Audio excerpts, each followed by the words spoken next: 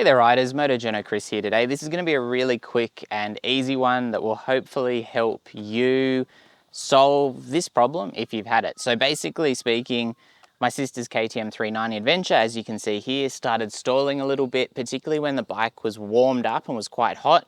It would just stall, and probably the most noticeable kind of occurrence of that was the bike would warm up, or you'd finish riding and you'd stop somewhere and you'd go to start it up, and as soon as you'd crack that throttle, the bike would kind of give like a lumpy rev and then it'd just die, which is very frustrating. And it started off quite small. We'd go out for a ride. The bike was obviously quite hot, and at that point getting the bike going again was a bit of a problem. However, it then got worse and worse to the point where we couldn't actually ride the bike anywhere. We couldn't actually get out of the garage because you'd let it warm up. And then as soon as you'd open that throttle, that little bit of throttle, it'd basically just stall. And it was the same thing. If you left it idling for long enough, it'd idle, it'd sound fine. There'd be just a little bit of a lumpy rev, and then basically the bike would stall.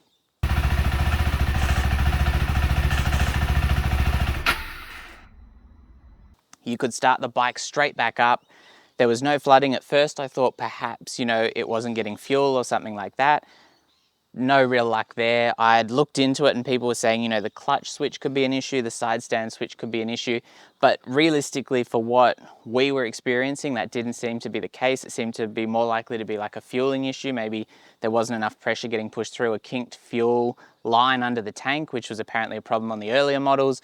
Checked that, so we lifted the tank, checked that, there were no issues there at all. Moto Hub, our KTM dealer that we bought it from, I don't think they do KTMs anymore, but they still do Husqvarnas. They did suggest looking at the spark plug, which they just said sometimes that's an issue. That turned out to be really good advice. So basically when I had the tank off and checked all those fuel lines, which the newer bikes, they have a different fuel line design, and there was no pinching on any of the fuel lines I could see there. I did have to get a special socket to get the spark plug out, and obviously it's there's a single spark plug. And when I did finally get that out, which was a little bit of a hassle because there's not a lot of clearance in under here, it's quite fiddly to get in. You need a lot of extenders to get your socket in there and then to undo it and everything like that. And there is a socket tool in the toolkit of the bike. However, it didn't have an attachment that would let me connect it to anything, so I couldn't really use it to get that socket out for whatever reason. We might have lost that particular tool, but I had already ordered the KTM socket. I think it was the 14mm, because I figured for my Husqvarna 401, good to have one on hand. We got that socket out. We got the spark plug out, I should say, and the spark plug noticeably on the lead side had some kind of like white corrosion or something on it, which was obviously causing an issue. So I took that out, I put in an iridium spark plug that was suited to the 390 Adventure, chucked that in, put everything back together and started the bike up, and the problem was absolutely gone. So that absolutely solved it. Now, I think it's important to say that for a lot of people have had other issues that I read about when I was trying to figure out what was going on here. And for some people, there was the clutch switch issue, there was a side stand switch issue. Those were far less common issues. And also, if you're a new rider, if it's not happening frequently and it's happening in situations where perhaps you're not giving the bike enough revs, you do always have to question whether it's your riding or whether it's an actual issue with the bike. And certainly I've never found the 390s from KTM or the 401s to be anywhere as finicky on that throttle as something like the BMW 310s are.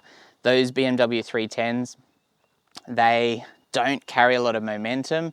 They don't carry a lot of like inertia, flywheel inertia, and you can be going through a corner and those would stall quite easily if you didn't keep the revs up quite a bit, and sometimes even like feather the clutch to keep the revs up.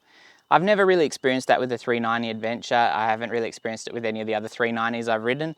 So I wouldn't say it's that kind of problem, even though I know some people, feel that that's a real issue with these bikes.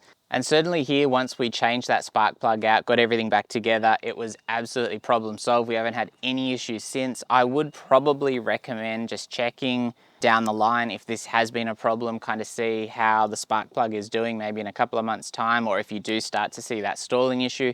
But I would definitely say if you're having quite a serious stalling issue, not just like a one-off every now and then, if you're having quite a serious stalling issue, which is getting worse and worse and more common, and particularly from idle, you're getting that in that throttle a little bit and the bike just conks out, definitely check your spark plug. I'd probably do what I do. I think the spark plug socket was 14 bucks. The spark plug itself was maybe $15. And I'm sure you could probably get those cheaper. So apart from actually taking everything off the bike, which was a relatively easy job, apart from just the clearance, it's $30 to switch out that spark plug. If you need that particular tool for it, you need the 14mm socket, and problem solved. And it's not a bad job to be able to do yourself anyway. So I'd probably recommend that as the first place you go if you're having the same problems I'm describing here. Anyway, if you've got any questions, just let me know down below in the comments. Like I said, I don't think this is going to be the stalling issue that all owners are experiencing. I think this is a little bit different than the more common issues that some people have described online when I was doing my research. However, hopefully this will help you solve this particular issue if this is what is ailing your bike.